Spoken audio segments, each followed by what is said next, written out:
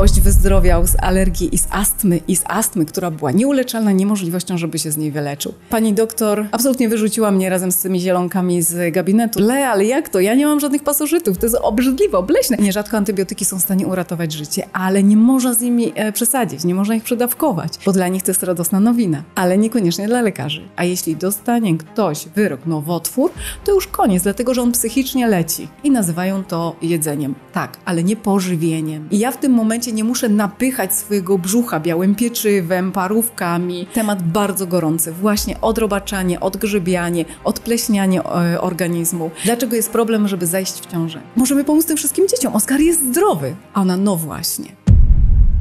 Gościem dzisiejszego odcinka jest Anna Mazurczyk, socjolog, dietetyk kliniczny i pasjonatka prawdy i wolności. Nie wierzy na słowo i wszystkiego musi doświadczyć osobiście. Od kiedy zielona żywność, sok z młodego jęczmienia i chlorella uzdrowiły ją i jej rodzinę, zajmuje się poszerzaniem tej wiedzy.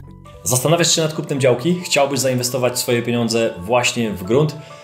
Świetnie trafiłeś. Wraz z Wojtkiem nie dość, że nagraliśmy ostatnio 2 super filmy na nasz kanał na YouTubie, to postanowiliśmy, że pójdziemy krok dalej, bo mnóstwo było osób, które były tematem zainteresowane i nagraliśmy kurs działkowy. Wojtek, powiedz coś więcej o tym. Tak jest. Jeżeli jesteście zainteresowani kupnem działki, jeżeli chcecie inwestować w grunty, a nie wiecie, jak się za to zabrać, nie macie wiedzy i kompetencji, to prawdopodobnie mamy coś dla Was. Kurs działkowy, czyli kurs, szkolenie, który od A do Z da Wam potrzebne kompetencje i wiedzę do tego, żeby samodzielnie, dobrze, skutecznie zweryfikować ofertę działki, żeby zdecydować w pełni świadomie i jak najlepiej, czy dana oferta jest warta Waszej uwagi, czy nie. Szczegóły w linku poniżej. Zapraszamy. Cześć, z tej strony Grzegorz Kusz, witaj na kanale. Dziś moim gościem jest Anna Mazurczyk. Witajcie, cześć Grzegorzu. Myślę, że mogę powiedzieć śmiało, że to jest jedna z lub najbardziej optymistyczna, pozytywna, uśmiechnięta osoba, która pojawiła się u nas w studiu, na kanale wkrótce. Jak już to oglądasz teraz, no to właśnie to już jest wyemitowane i myśmy nagrywali jakiś czas temu w studiu, więc teraz będziesz miał okazję, myślę, tą całą energię od nas poczuć. Ja często podczas wywiadów słyszę od moich gości, jak patrzą na mnie, na tą pozytywną twarz moją, uśmiech i pytają mnie, co ty bierzesz? Ja dzisiaj mogę tobie zadać takie pytanie na początek, takie rozgrzewające. Ania, co ty bierzesz, że ty jesteś taka pozytywna? Dobre pytanie, świetne pytanie. Bardzo często je słyszę tak samo jak ty, ale ja odpowiadam krótko. Trawę i tablety. Trawę i tablety? Tak. Co to za trawa? Co to za trawa? Otóż taka trawa, która pojawiła się kilka tysięcy lat temu na Ziemi i ta trawa jest ogólnie nam wszystkim znana i ta trawa również jest uprawiana w Polsce, ale nie tylko, na całym świecie tak naprawdę. Sok z tej trawy pili gladiatorzy przed wyjściem na arenę i przed walką z lwami. Sok z tej trawy był uznawany jako eliksir siły, życia, zdrowia i witalności. A ta trawa to jest trawa jęczmienna. Trawa po prostu zbożowa, z jęczmienia, którą my wszyscy znamy bardzo dobrze. Tylko jest jedna rzecz bardzo, bardzo ważna, ponieważ to nie jest trawa. Tylko to, co ja używam od 2014 roku, to jest wyciśnięty sok z tej trawy. W związku z tym, że nie jesteśmy krowami ani baranami, chociaż niektórzy można by było powiedzieć, że pretendują do stanowiska któregoś z tych zwierząt, ale ponieważ nie jesteśmy zwierzętami, dlatego my nie jemy trawy. I to jest wiedza taka powszechnie znana z 4. klasy podstawówki. Ludzie nie trawią trawy, ponieważ nie mają enzymu zwanego celulaza do trawienia celulozy. I teraz co się dzieje? My tej trawy nie możemy jeść. Ani mielonej, ani suszonej, ani na żywo, ani nie możemy się paść na łąkach. Nie wiem, czy ostatnio widziałeś kogoś, kto się pasie na łąkach. Styczeń mamy, więc pewnie nie. No nie, po dobrej imprezie czasami się zdarza. Okej. Natomiast faktycznie dla nas jest bardzo, bardzo odżywczy sok z trawy jęczmiennej. Wyciśnięty i może być też wysuszony w bardzo niskiej temperaturze, ale tylko i wyłącznie sok. Mhm. To ja zapytam ciebie, bo zanim kamery się dzisiaj włączyły, to myśmy sobie porozmawiali troszkę w kuluarach i tam się pojawiła historia, którą chciałbym, żebyś teraz przytoczyła, bo na mnie ona zrobiła ogromne wrażenie i ty opowiadałaś, że 2014, tak? Dobrze pamiętam? 14. Był taki moment, kiedy ty się pojawiłaś, może to złe słowo, pojawiłaś się nie z własnej woli, ale w szpitalu. No i tam się coś wydarzyło. I tutaj ta historia zrobiła na mnie wrażenie, więc czy to był ten moment, że ty zaczęłaś się właśnie interesować zdrowiem wtedy, że coś się wydarzyło, ty pojawiałaś się w szpitalu i i tam byłaś w takim stanie, o którym zaraz pewnie opowiesz, to był ten moment, że zaczęłaś się tym interesować, czy trochę wcześniej? Jeszcze nie, troszkę wcześniej, ponieważ z zdrowym żywieniem w ogóle zaczęłam się interesować, kiedy mnie olśniło, że wszelakie nasze choroby i niedomagania powstają, ponieważ po pierwsze jesteśmy zarobaczeni, więc mamy dużo pasożytów w sobie. Wiem, że to ludziom może się wydawać, ale jak to? Ja nie mam żadnych pasożytów, to jest obrzydliwe, obleśne. Ja rozumiem, że zwierzęta mają, bo zwierzęta odrobaczamy, psy odrobaczamy, koty odrobaczamy, ale co z nami? Więc to jest jedna rzecz, a druga rzecz, moje dzieci bardzo mocno chorowały, bo faktycznie mój synek na tamten czas, 2014 rok, no to miał 7 lat i on od 7 lat chorował na alergię wziewną, na wszystko i na astmę, ponieważ zaraz po alergii wziewnej pojawia się astma u takich małych dzieci. No i ta astma, jak lekarze mówili, będzie do końca życia. Tak. Więc do końca życia. Abonament na leki. No właśnie, tak. No niestety, właśnie, chcieli sobie zrobić do końca życia właśnie abonenta, tak. Ale niestety im się nie udało.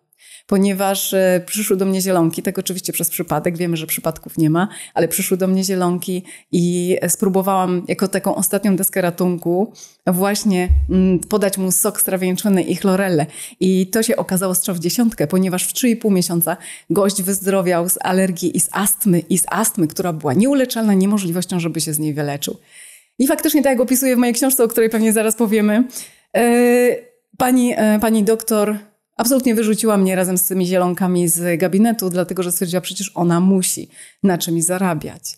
W związku z tym ja już się więcej tam nie pojawiłam. Młody wyzdrowiał całkowicie z alergii, całkowicie z astmy. W tej chwili jest naprawdę takim fajnym gościem, dobrze zbudowanym.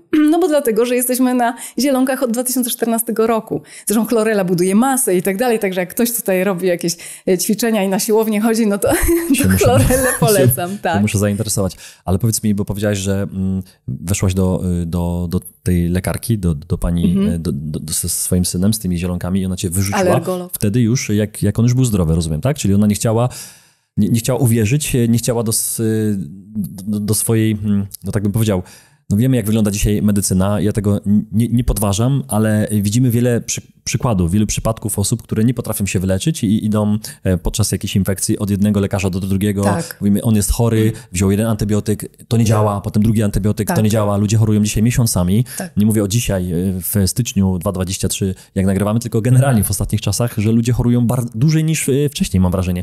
I biorą tych antybiotyków, a później organizm jest tak wyjałowiony, że muszą znowu go budować kolejny rok. Często się mówi, że tą całą naszą ochronę, florę jelitową się buduje kilka miesięcy, jak nie rok, więc znowu jest czas odbudowywania, jesteśmy bardziej podatni na infekcje, więc chyba wiemy, że ten biznes farmaceutyczny jest tak ogromny, że my nie jesteśmy w stanie z nim wygrać, ale jesteśmy w stanie wiedzą, którą może dzisiaj ty się z nami dzielisz, jakoś troszkę oszukać ten system i bokiem przejść.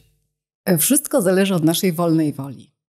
Jeśli obudzimy się w dobrym momencie i zobaczymy, że to nie działa, tamto nie działa, tamto nie działa, że antybiotyki są ważne, dlatego że one działają w punkt, kiedy mamy bakterie, najczęściej superbakterie, więc tutaj to jest ważna rzecz, ale jeśli mamy grypę albo chorujemy na jakieś wirusowe sprawy, no to antybiotyki wiadomo, że nie działają.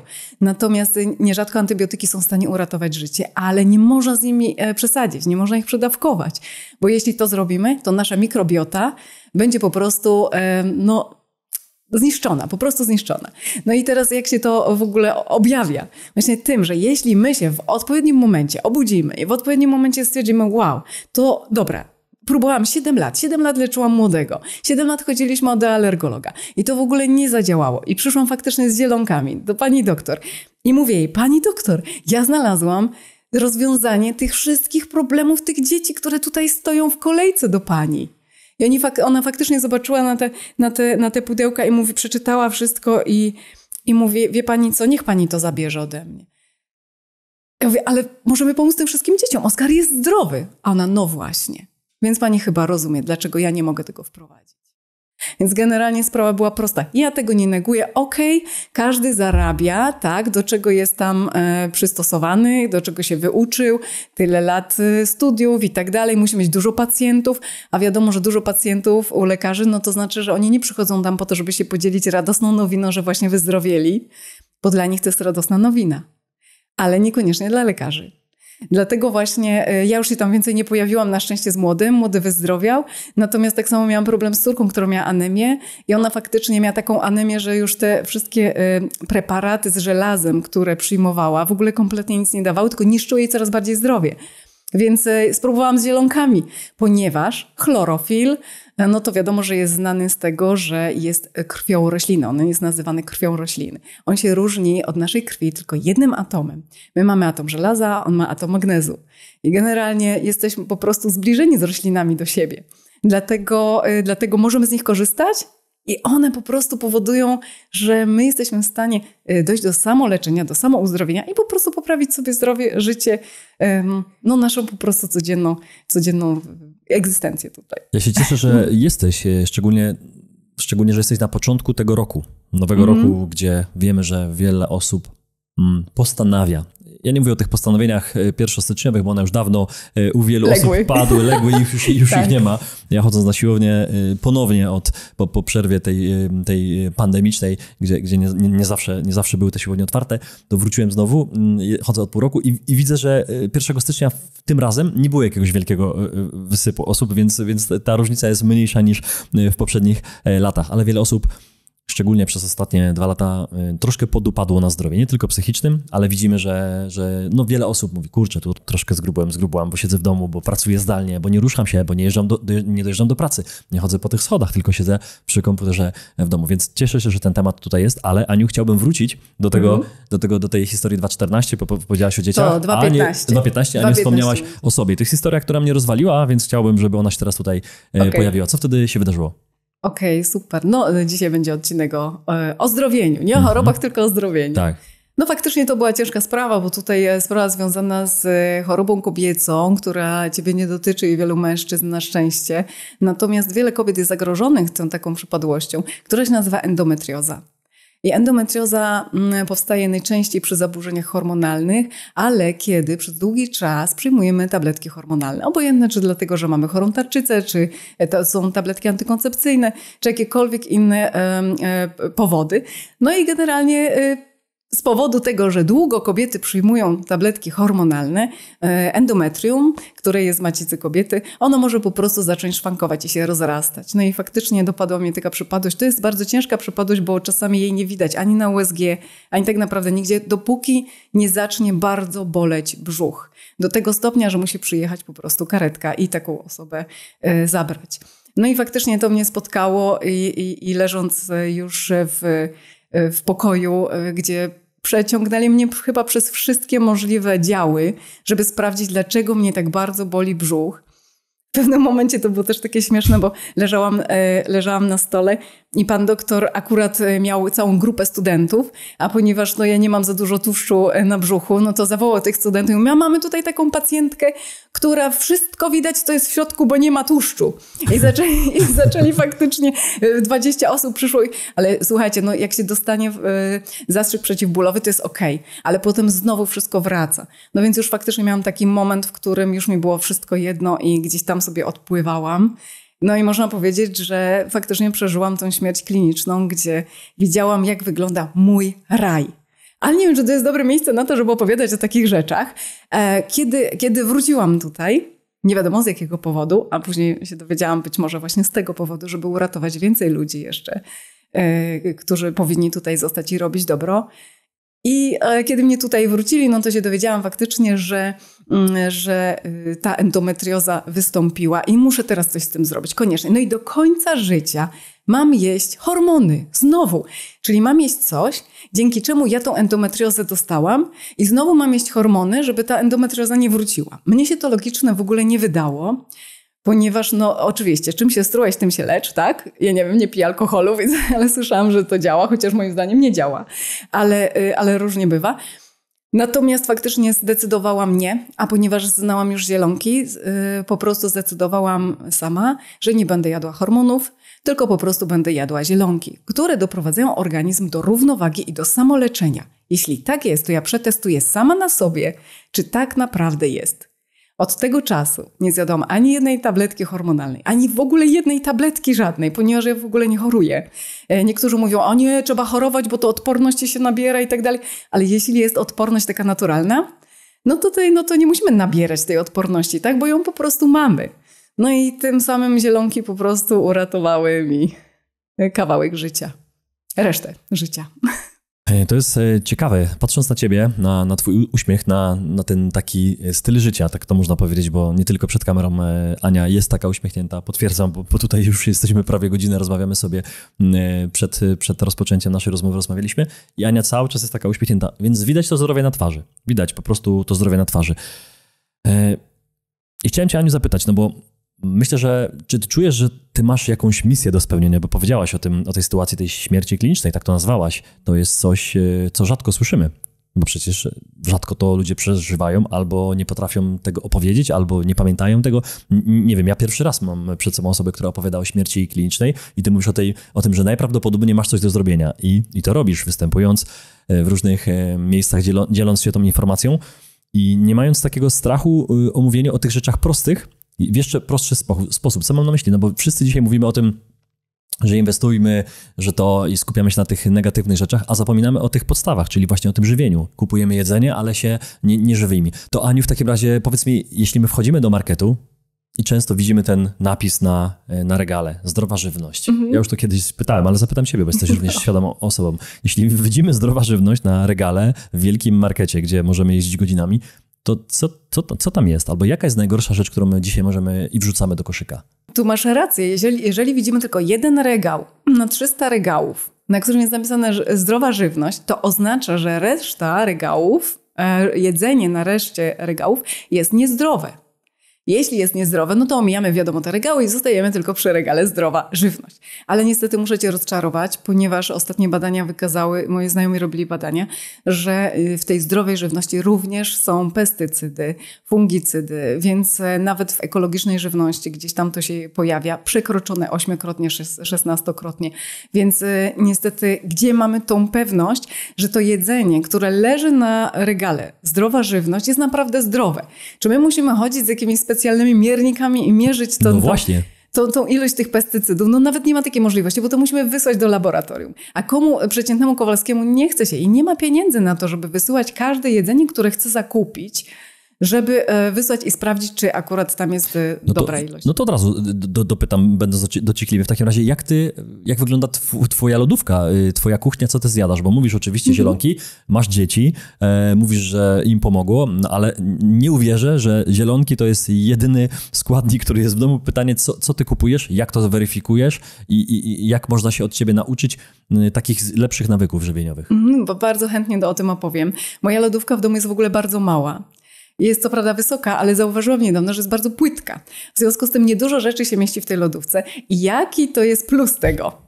My cały czas wymieniamy te rzeczy, to znaczy je na bieżąco zjadamy. Nie zostają te rzeczy, nie przeterminowują się i tak dalej. Kiedyś jak mieszkałam gdzie indziej, mieliśmy ogromną lodówkę i w tej lodówce za przepasnych... Podwójną, najlepiej z podwójnymi drzwiami, tak? Tak. I słuchajcie, ile rzeczy się wyrzucało i po prostu to była katastrofa. Ale odkąd dostałam tej świadomości właśnie tego, że tak naprawdę nam do życia jest potrzebne kilkanaście rzeczy. Są nam potrzebne witaminy, mikroelementy, żywe enzymy, aminokwasy, makroelementy, minerały i to jest nam potrzebne do życia naszym komórkom. I tak powinniśmy się żywić biologicznie. Tylko że my jesteśmy ludźmi i ja tak samo jestem człowiekiem, jak i ty i jak i wszyscy państwo też i potrzebujemy dobrze zjeść. Potrzebujemy, żeby smakowało, potrzebujemy, żeby ładnie wyglądało, żebyśmy mieli z tego radość. Poza tym jedzenie to nie jest tylko napychanie się, ale też to są emocje, bo zależy z kim jemy, z kim siedzimy przy stole. Więc tego wszystkiego potrzebujemy. No i teraz jest pytanie, kto nam zafundował to, że my nie możemy sobie naturalnie, najnormalniej w świecie wziąć tego jabłka i po prostu zjeść go z przyjemnością i czuć ten zapach, który ja czułam dawno temu, kiedy u dziadka na działce spędzałam całe wakacje. I teraz te jabłka, one są nie dość, że jakieś woskowane, to jeszcze w ogóle nie mają zapachu.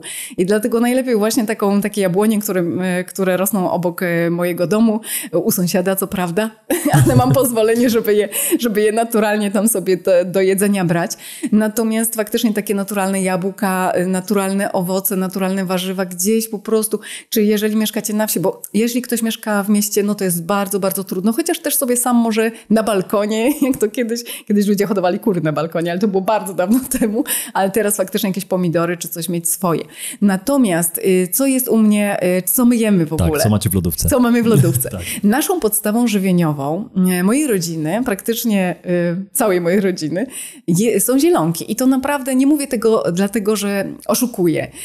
Każdy się może zapytać, nawet moich sąsiadów się możecie zapytać, którzy po prostu uwielbiają zielonki i oni je piją, jedzą zielonki razem z nami. To jest podstawa. Dlaczego to jest podstawa? Ponieważ sok z trawy jęczmiennej zawiera 18 z 20 znanych aminokwasów, które są nam niezbędne do budowy białka w naszym organizmie, czyli po prostu, żebyśmy mieli ciało. To są po prostu, wiecie, białka budowniczowie. Są witaminy, praktycznie wszystkie witaminy. 600 mikrogramów w 100 gramach witaminy C naturalnie połączonej z tymi aminokwasami, z mikroelementami, makroelementami i to wchłania się prawie w 100% do naszego ciała. I teraz jak ja zjem sobie na śniadanie, jeśli chodzi o chlorelę, za chwilę będę o niej mówić, ale na razie o soku z trawy. Jeśli wypiję ten sok z trawy, no dzisiaj wypiłam pół litra soku z trawy i zjadłam gdzieś koło 30-40 drażetek, tych groszków chloreli, no i ja jestem pojedzona do godziny 12-13. Dlaczego? A co później? A później jem zupę. Zupę warzywną, naprawdę. Natomiast dlaczego tak jest? Dlatego, że wszystkie moje komórki dostały pożywienie.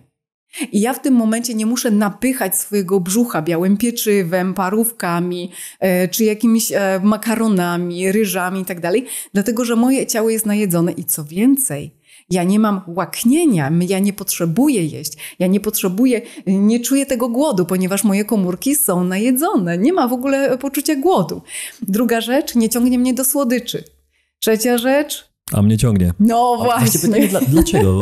Bo to myślę, że to jest, wiele osób ma z tym problem, tak? Jeśli to tak nazywamy. Chociaż ja nie czuję problemu, jeśli zjadam sobie M&M'sy albo jakąś dobrą czekoladę. Staram się raczej jeść dobrej jakości, tak mi się wydaje, że to jest dobra jakość. Mówię, dobrą czekoladę sobie kupię z orzechami i będzie dobrze. No i nie zjadam całej, zjadam sobie, nie wiem, 2 kostki, 4 kostki i raczej to mi wystarcza, ale czuję taki głód tych słodyczy, jeśli ich nie zjem. Wczoraj miałem taki głód i przezwyciężyłem i nie zjadłem. O, super. Nie zjadłem i czułem się źle przez kilka minut, ale poszedłem po prostu wziąć kąpiel i już zapomniałem o tym. Tak. Więc pytanie, co nas tak ciągnie? Czy to głowa, czy to właśnie... Lepiej kto? Lepiej kto? Właśnie. Lepiej kto? Kto nas ciągnie?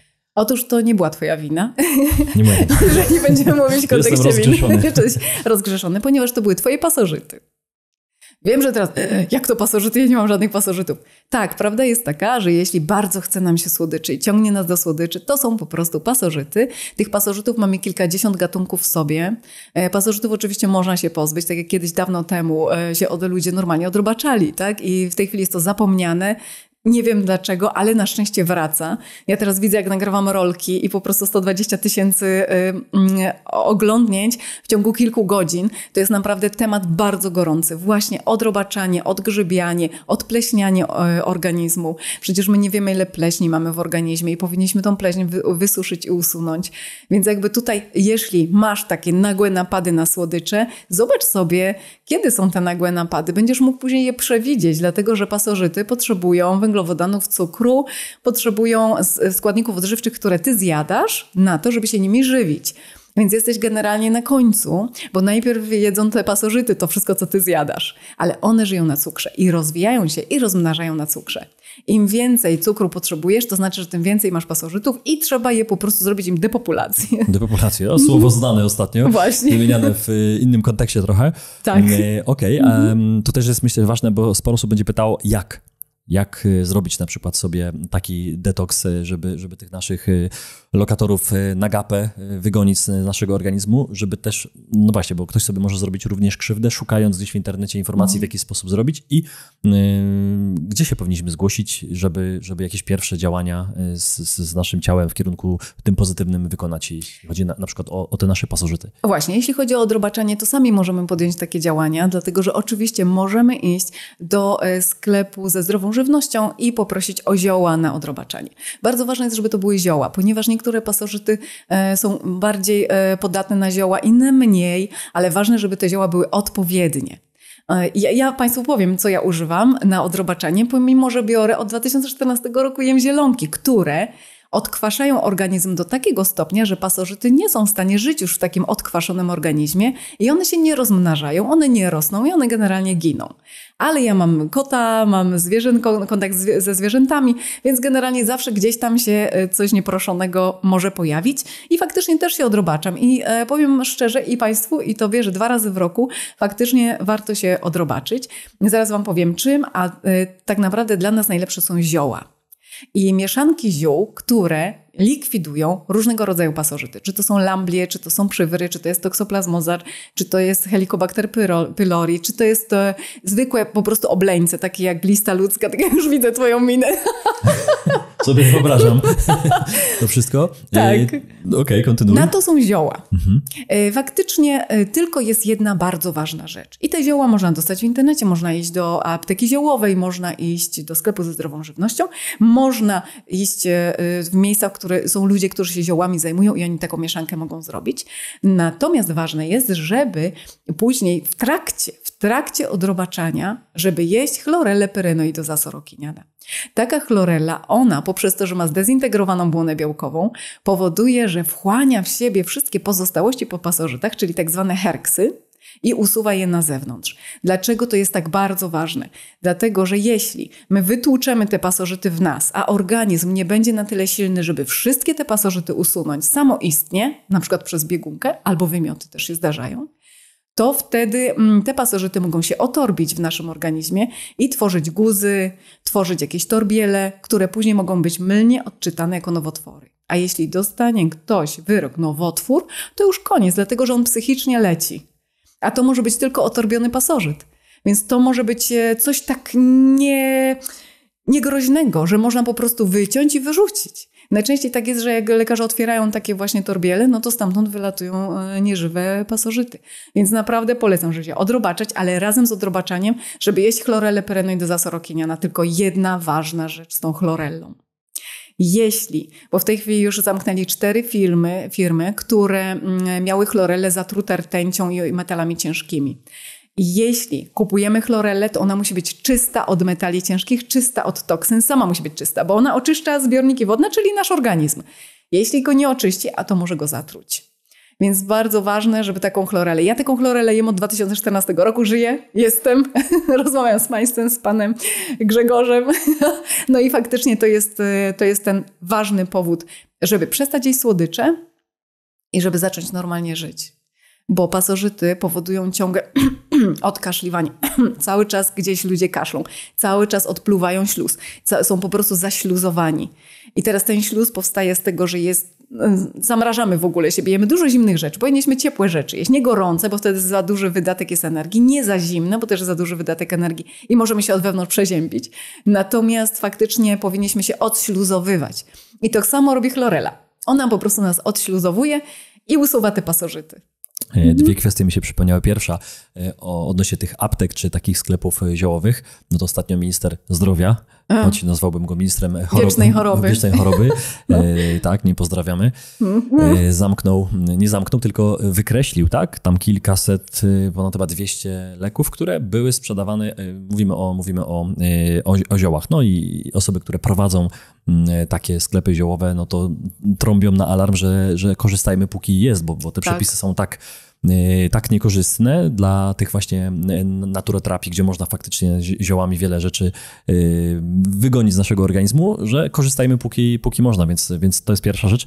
A druga rzecz, jeśli ktoś zdecyduje się, żeby organizm sobie odrobaczyć, no to później zostają nawyki, więc myślę, że ważniejsze od samego odrobaczania jest to, żebyśmy wiedzieli, co później. No bo ktoś powie, ok, zrobiłem sobie odrobaczanie, są naturalne zioła, wypiłem sobie gorzkie, jakieś tam wszystko się udało, ileś to tam trwało, no to wracam do normalnego trybu. No bo jakoś to odrobaczanie musiało się wydarzyć, tak? Czyli był jakiś proces, jakieś nasze nawyki żywieniowe. To teraz chciałbym, Aniu, żebyś podpowiedziała naszym widzom na pewno, co nam najbardziej nie sprzyja, jeśli chodzi o jedzenie i żeby też, myślę, padło to, że nie tylko jedzenie nas zakwasza i te robaki się pojawiają nie tylko ze złych nawyków żywieniowych. Ja sam chciałbym usłyszeć, czego na pewno nie wrzucać w pierwszej kolejności do koszyka na zakupach. Czego nie wrzucać do koszyku na zakupach w sklepach wielkoformatowych? Z czego, co powinniśmy w ogóle usunąć? Wiemy, że byliśmy przyzwyczajeni, że masło super, choć nie wiemy, jak to działa, ale wielu ludzi mówi, a to margarynę sobie kupię, bo jest tańsza. No i to chyba wiemy, że to jest jeden z najgorszych produktów, które w ogóle człowiek stworzył. Nie, powiem tak, niczego tam nie można wsadzać do koszyka. Niczego. Najlepsze iść na targ, na którym stają babunie, które mają przy sobie swoją marchewkę ze swojego ogródka, które mają brokuły ze swojego ogródka, albo korzystać z kiszonek, albo z przetworów, które właśnie te babunie robią przez całe lato ze swoich owoców, ze swoich warzyw i po prostu korzystać z tego. Ja wiem, że są ludzie, którzy lubią mięso i którzy chcą to mięso jeść. Wszystko jest dla każdego i mamy wolny wybór, więc każdy może robić to, co uważa za stosowne dla siebie. Natomiast jeśli już mięso, to naprawdę poszukajmy, zwłaszcza po wsiach, tak zwanych, no brzydko się nazywają rzeźników, ale faktycznie są. Ja sama mieszkam teraz na wsi i faktycznie, słuchajcie, najważniejsze są znajomości, zwłaszcza na wsi. Bo na wsi możecie się dowiedzieć, gdzie kto bije świnię albo cielaka i po prostu i to mięso zdobyć. Naprawdę jest taka możliwość. Gorzej w wielkich miastach. Poza tym ludzie idą na łatwiznę. Oni by chcieli iść do takiego sklepu, powrzucać coś do koszyka i nazywają to jedzeniem. Tak, ale nie pożywieniem, bo pożywienie daje życie. To jest coś, co po prostu nas zasila. Posiłek daje siłę. A jedzenie to jest właśnie to plastikowe coś, co wrzucamy właśnie do koszyka, co tak naprawdę nic z tego nie nadaje się do jedzenia. I gdybyśmy to zbadali wszystko, no dobra, generalizuję, nic nie nadaje. Nadaje się coś tam do jedzenia, co możemy wyłowić gdzieś właśnie na tych półkach ze zdrową żywnością. Ale w większości, no kto do takich sklepów sprzedaje? Tylko wielkie koncerny. Bo małego rolnika nie stać na to, żeby do takiego sklepu po prostu wrzucił swoje... Płaci się jeszcze tak zwane półkowe, żeby twój produkt pojawił się obok innych, żebyś konkurował wśród po prostu innych producentów i tak to wygląda. Więc babcia, która sprzedaje swoje wyprodukowane, tak można powiedzieć, warzywa dobrej jakości, no nie ma szans. Właśnie o to chodzi. I tutaj, jeżeli my mamy korporacyjne jedzenie, tak? Czyli to jedzenie plastikowe, my nie wiemy, co tam jest. My nie wiemy, czy to jest niemodyfikowane genetycznie, bo już w tej chwili, w tych czasach kłamstwa, bo żyjemy w czasach kłamstwa. Nie żyjemy w czasach prawdy, gdzie... Zresztą ja nie pamiętam czasów prawdy, żebyśmy żyli w czasach prawdy. Natomiast na pewno takie czasy kiedyś były. Ale w tej chwili to, co się dzieje teraz... Jak nikt nie bierze odpowiedzialności za to i nie ma winnych i nie ma kogo wskazać, po prostu zmień swój towar. Wszyscy mają to gdzieś i ważny jest pieniądz i ważne jest to, żeby po prostu kasa za wszelką cenę. Pieniądze są dobre, to znaczy pieniądze są neutralne. Pieniądze mają taką energię, jaką im po prostu damy. Tak? Jeśli pieniądze używamy w dobrej mierze, mają dobrą energię. Jeśli w złej, mają złą. Jeśli sprzedajemy dobre rzeczy, które pomagają ludziom, jest to okej. Ale jeśli sprzedajemy broń, czy chociażby alkohol, no to dobra, to umówmy się, że to nie jest do końca dobre. A to dobrze skończę, ale już wiem, że się przyczepię do jednego. Okej. A jeżeli chodzi o jedzenie, które mamy w sklepach wielkoformatowych, omijajmy je po prostu. Są sklepiki jakieś osiedlowe, małe, gdzie ludzie po prostu kupują tam na 2 dni maksymalnie warzywa, owoce. Oczywiście, że one są kupowane z tych wielkich hurtowni, a do tych wielkich hurtowni trafiają znowu od wielkich przemysłowców, od rolników, którzy na tym zarabiają. Można iść w ekologiczną stronę, czyli po prostu kupować produkty eko, ale umówmy się, musielibyśmy mieć sprzęt, żeby zmierzyć, czy one naprawdę są eko. Możemy zaufać. Ale lepiej będzie, bo musimy coś jeść. Tak jak mnie pytałeś, co jesz? Co ty masz, tak. No właśnie, co ja mam w lodówce w ogóle.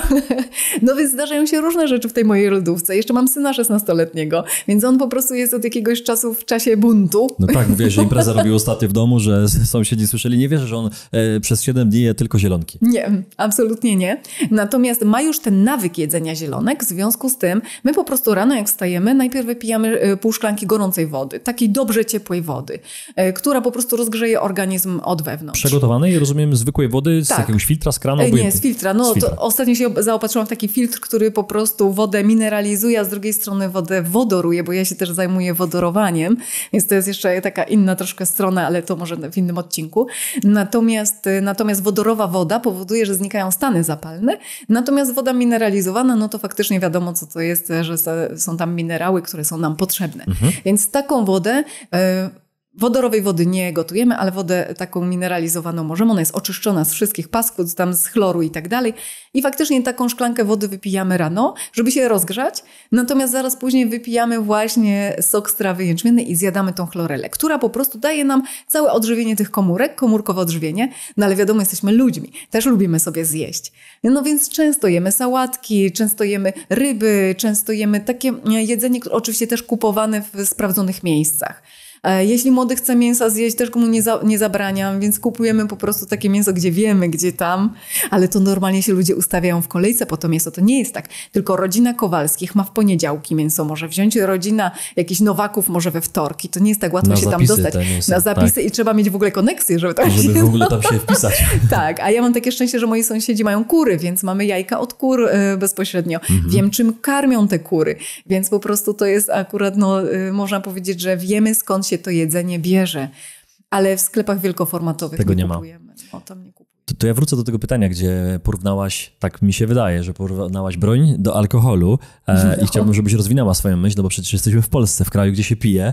Może to nie jest Rosja, ale musisz przyznać, że jesteśmy w kraju, w którym się pije. Obojętnie, co myślimy o alkoholu, co ty myślisz i obojętnie na to, może nie obojętnie właśnie w tym momencie, że ta moda na niepicie wśród szczególnie młodych ludzi, co ostatnio mnie zaskoczyło, bo rozmawiałem z młodymi ludźmi, naprawdę, to mówię o młodych 15, 17, jeszcze niepełnoletnich i okazało się, że dzisiaj coraz częściej jest jednak kult zdrowia wśród tych osób, a nie takiego upijania się jak u 15-latków, którzy byli z mojego pokolenia, gdzie ja pamiętam, gdzie nie mieliśmy dowodu, a chcieliśmy jak najszybciej kupić alkohol i poznać smak tego alkoholu i jak najszybciej się upić. Tak było.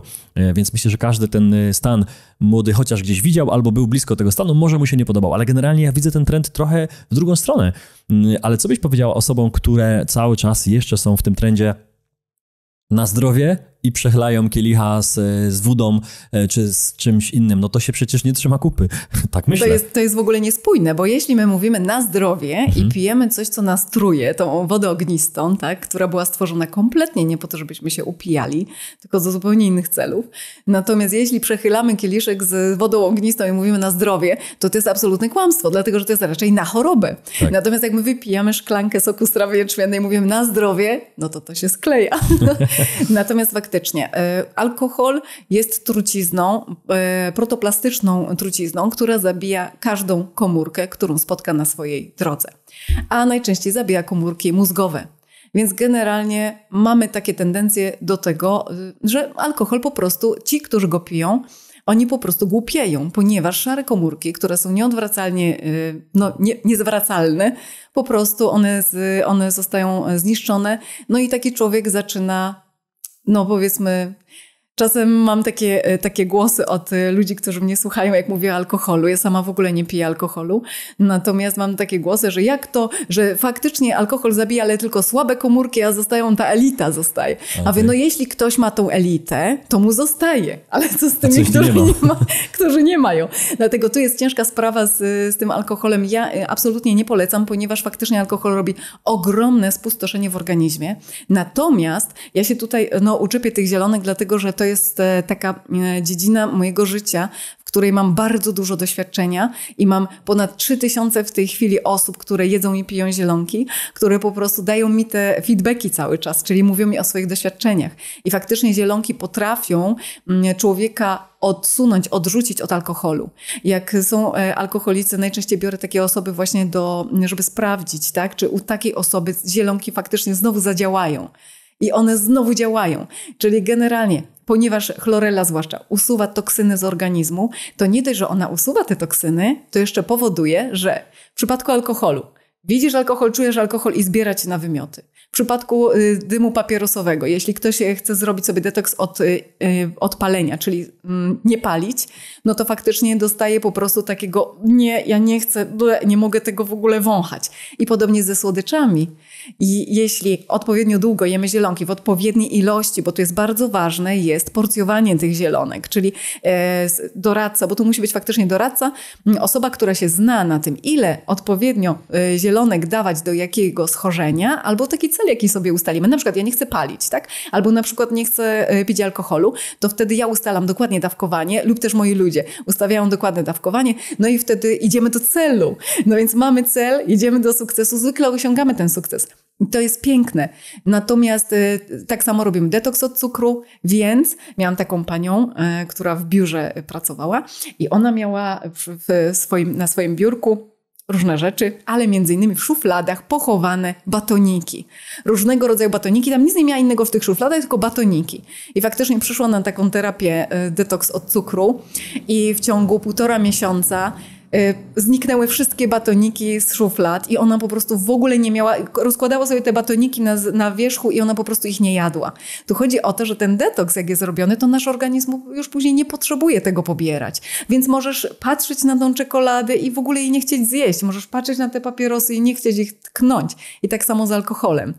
A ta moda na niepalenie i nie picie alkoholu, tak. Bo niepalenie tak samo, tak? Bo to jednak faktycznie papierosy śmierdzą. Teraz znowu weszła moda od jakiegoś czasu już długiego na te elektroniczne papierosy, które są tak samo szkodliwe jak te papierosy nieelektroniczne. Natomiast i ludzie zaczęli dealować i tam pamiętam jak w szkole u mojego syna, on mówi, mamo, no tam, jak już musisz czymś dealować, to weź chlorellę.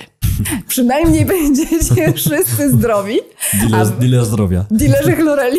Tak, będziecie wszyscy zdrowi i będziecie po prostu mieć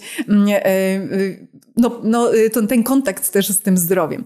I faktycznie młodzi ludzie nie chcą pić w tej chwili alkoholu. Nie wiem, czy wszyscy, ale to środowisko, w którym ja się obracam i środowisko tutaj mojego syna i tak dalej, no to są też takie jednostki, że naprawdę są gdzieś wciągane. Bardzo często w tej chwili zdarza się, że ludzie, którzy chcą sprzedawać młodym ludziom dopalacze, zakazane substancje, pojawiają się przed szkołami i faktycznie namawiają młodych najpierw za darmo, weź to za darmo, a później właśnie oczywiście haracze ściągają i pieniądze. Więc to się zdarza i to jest naprawdę, to jest. Mhm. Natomiast alkohol, on jest taki niemodny teraz, powiedziałabym. Na pewno mniej. Myślę, że kolejny temat, może ostatni w tej części, bo umówiliśmy się, że chyba nagramy 2, bo jest tak ciekawie, ale też musimy trzymać się jakiejś długości, żebyście to mieli strawnie i mogli to odsłuchać lub zobaczyć, bo wiemy, że jesteście zagonieni. Ja sam słucham podcastów i wiem, że lepiej, jak one są troszkę krótsze, jest ich więcej. Więc ostatnie pytanie w tej części o temat chyba najważniejszy, bo o temat tego, że jest nas coraz więcej, czyli że się nie rodzimy, że Polki, ale nie tylko, mają coraz mniej dzieci i w ogóle nie mają dzieci. Niektóre kobiety, wielu moich znajomych stara się o pierwsze dziecko i stara się bezskutecznie. Ja oczywiście daję na bok inne kwestie, które pewnie nasi widzowie będą mieli w głowie, czyli kwestia przepisów prawa, powiem tak delikatnie, wiem o co chodzi. Druga kwestia finansowa pewnie wielu rodzin, bo wiemy, że dzisiaj dziecko zaplanowane to jest inwestycja przy małym budżecie. Niektórzy mówią, no ale mnie po prostu nie stać na to dziecko i chciałbym mu wszystko dać, ale wiem, że będzie ciężko i się nie decyduje świadomie ze względów finansowych. Ale nie mówimy o tym. Mówię o tym, że po prostu właśnie, Aniu, do ciebie pytanie. Dlaczego? Dlaczego jest tak, że coraz mniej Polek ma problem z zajściem w ciążę? Jeśli to rozpatrujemy z tej strony problemu z zajściem w ciążę, to jest inny temat, a inny, dlaczego ludzie nie decydują się na dzieci. Ten zostawiamy. Dzisiaj, bo nie rozmawiamy o gospodarce, polityce i finansach. Tylko o zdrowiu. Tak. Dlaczego jest problem, żeby zajść w ciążę? Powiem ci, że problem zdrowotny naszego zdrowia psychicznego wysuwa się jednak na pierwszy plan, ponieważ ludzie są zagonieni i oni najnormalniej w świecie boją się mieć dzieci albo boją się różnych rzeczy, a strach bardzo mocno zakwasza organizm. Jeśli zakwasza organizm, to ten organizm po prostu, on tylko działa na takim stand-by'u, żeby po prostu przeżyć, a nie myśli o tym, żeby się rozmnażać. W związku z tym niektóre funkcje mogą zostać po prostu najnormalniej w świecie zablokowane. Druga rzecz jest taka, że mamy to nieszczęsne jedzenie ze sklepów wielkoformatowych, które nie ma wartości odżywczych w sobie, ale ma bardzo dużo wartości nieodżywczych, które nas po prostu zawalają i to są na przykład toksyny, to są metale ciężkie, to są pestycydy, to są po prostu najnormalniej w świecie trucizna. I teraz nasz organizm musi znowu na stand-by'u cały czas te toksyny usuwać z siebie, bo jeśli nie usunie, to powiedzmy, że kobieta ma 30 lat, i przez 30 lat odżywiała się tym, co może kupić w sklepie, czym więcej się odżywiać, tak? Zanim ludzie wpadną na to, żeby pojechać na wieś i po prostu kupić na jakimś placu wiejskim jedzenie, to idą po prostu i kupują w sklepach. I to jest zupełnie kompletnie naturalne w tych naszych dzisiejszych czasach. Natomiast ona przez całe 30 lat zbiera toksyny w sobie. Zbiera.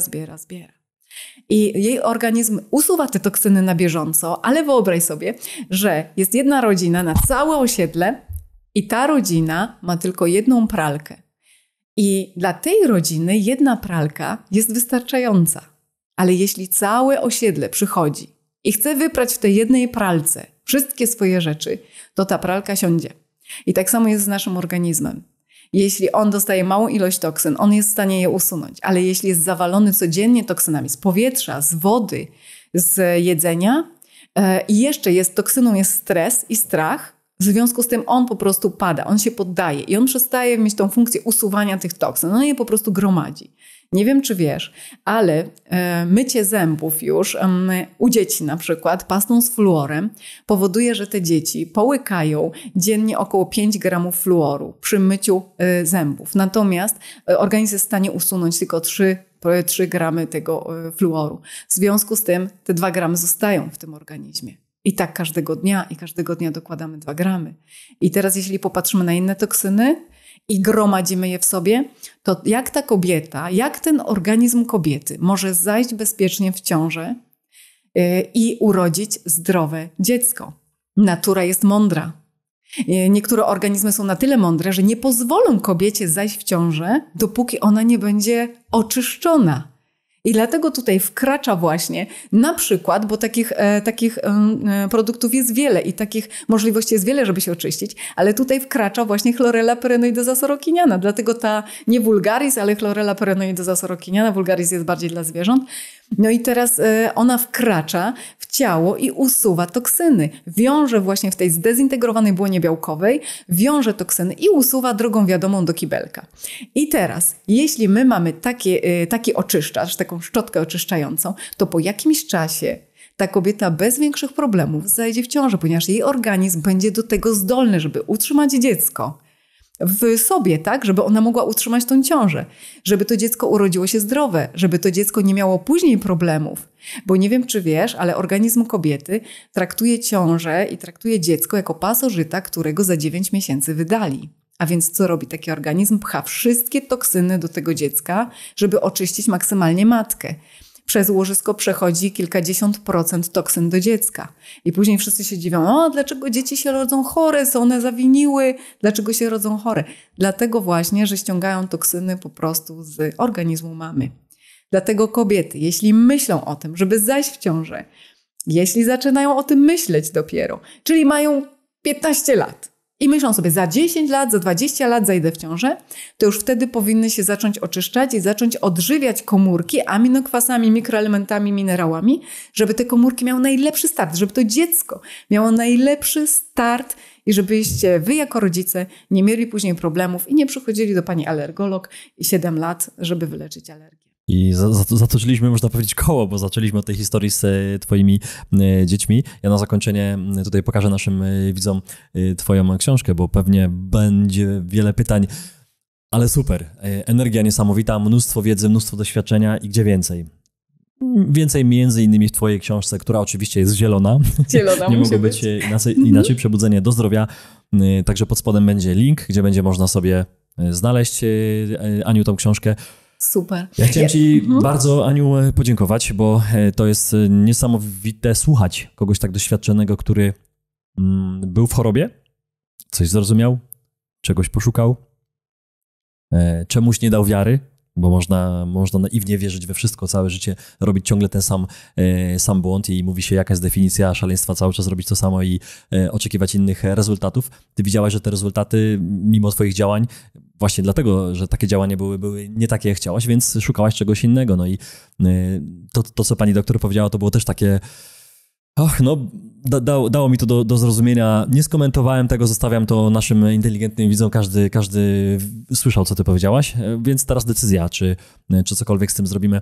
My tutaj głównie mówimy o inwestycjach, o swoim portfelu, ale ja to powtarzam jak mantrę i cały czas, że żeby mieć siłę, żeby zarabiać pieniądze, żeby mieć świadomość, jak te pieniądze inwestować, musimy mieć zdrowie.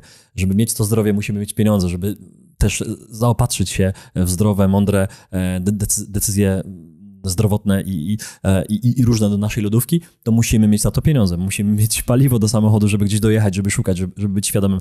Także wszystko się łączy. Tak jak ta twoja historia z tymi dziećmi i zakończyłaś znowu na tym, żebyśmy dbali o swoje ciało, żeby po prostu Polki rodziły zdrowe dzieci, tak? Bardzo ci dziękuję, Aniu. Piękna historia. Ja również bardzo dziękuję Państwu, również dziękuję i do zobaczenia. Do zobaczenia. Wszystkiego zdrowego, tak możemy myśleć dzisiaj. Wszystkiego najzdrowszego. Najzdrowszego. Do zobaczenia.